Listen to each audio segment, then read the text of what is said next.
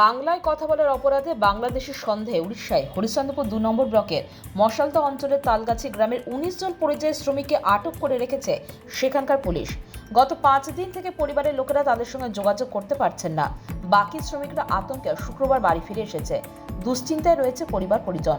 তাদের আধার card, voter card ও mobile কেড়ে নেওয়ার পর থানা থেকে কয়েক কিলোমিটার দূরে এটাগড় এলাকায় বন্ধ হয়ে যাওয়া পরিত্যক্ত জেলখানায় আটক করে রেখেছে বলে অভিযোগ। খবর পেয়ে রবিবার তালগাছি গ্রামে ছুটে যান মালদা জেলার সিটু নেতৃত্বরা। পরিবারের লোকেদের সঙ্গে কথা বলেন, পরিযায়ী শ্রমিকদের পাশে রয়েছে বলে জানান তারা। পরিযায়ী শ্রমিকদের দ্রুত মুক্তি না দিলে গ্রামবাসী দিনে বড়সড় আন্দোলনে নামবেন বলে হুঁশিয়ারি দিলেন দেবজ্যোতি সিনহা। সকলেই জানেন, গত মঙ্গলবার থেকে এই গ্রামেরই ১৯ জন পরিযায়ী শ্রমিক, তাদেরকে উড়িষ্যাতে বিজেপি সরকার, বিজেপির পুলিশ কটক জেলার মাহাঙ্গা থানায় ডাকে এবং তারা যেহেতু বাংলা বলে, তারা যেহেতু মুসলিম, তাদেরকে বাংলাদেশি পাকিস্তান বলে তাদেরকে আটগড়ের একটা পরিত্যক্ত বাড়িতে ডিটেনশন ক্যাম্পের মতো করে আটকে রেখেছে। আমরা গত ৩ দিন ধরে ডিএমকে চিঠি করি, গতকাল এসপিকে চিঠি করেছি, তারপর আমরা রাজ্য CI2কে জানিয়েছি, রাজ্য মাইগ্রেন্ট ওয়ার্কার্স ইউনিয়নকে জানিয়েছি। গতকাল এসপি রুরাল প্রতীকবাবুর কাছে গেছেন।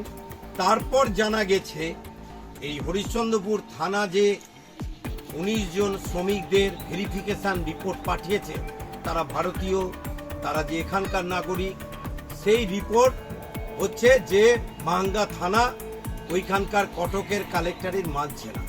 মালদার ডিএম পারসু না করলে তাদেরকে ছাড়া হবে না। ডিএম এসপি প্রসেস করছেন, আশা করছি কালকের মধ্যে ইতিবাচক রেজাল্ট পাবো। আর যদি ইতিবাচক রেজাল্ট না পায় তাহলে আমরা CI2 আমরা এখানে এই ভালুকার যে মেন রোড আছে, প্রয়োজন পড়লে মঙ্গলবার অথবা বুধবার আমরা রাস্তা অবরোধ করব। কেন ভারতীয় নাগরিক হওয়ার পর উড়িষ্যাতে বারবার এই ঘটনা ঘটছে? গোটা গ্রামবাসীকে আমরা আশ্বস্ত করতে চাই, আমরা যোগাযোগ রেখেছি, দ্রুত এই ব্যাপারে সমাধান করতে হবে, না হলে CI2 গোটা জেলায় ভালুকাতেও আমরা বড়সড় আন্দোলনের দিকে যাব। Bureau news Bangla Times.